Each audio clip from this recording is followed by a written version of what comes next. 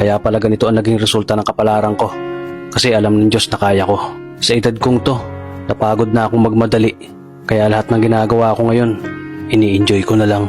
Siguro sa dami na rin ng aking pinagdaanan, napagtanto ko na ang buhay ay mas malawak at mas mahiwaga pa sa mga problemang dumarating sa buhay natin.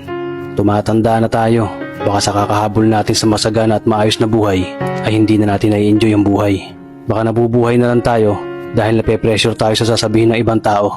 Marami na rin akong mga naging maling desisyon sa buhay, pero lahat yun nagsilbing aral sa akin at natuto ako sa mga pagkakamali ko. May mga taong sobra nating mamahalin at bibigyan ng halaga, pero ibabalik lang sa atin ay kabiguan at matinding trauma.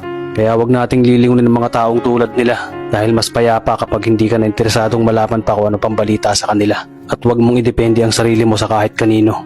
Tandaan mo, kahit sarili mong anino, iiwan ka din nito kapag madilim na ang paligid mo. Kailangan natin matutunan na huwag ikumpara ang sarili natin sa iba dahil hindi natin laban ang laban nila. Karera mo to, di nila karera. Dahil ang buhay ay hindi naman nasusukat sa kung sino ang mayaman, kundi kung sino ang payapa. Kaya galingan mo lang palagi tol dahil napakaraming tao mapanghusga, hihilahin ka pababa. At lagi mo tong tatandaan na makakatanggap ka lang ng papuri mula sa kanila kapag patay ka na.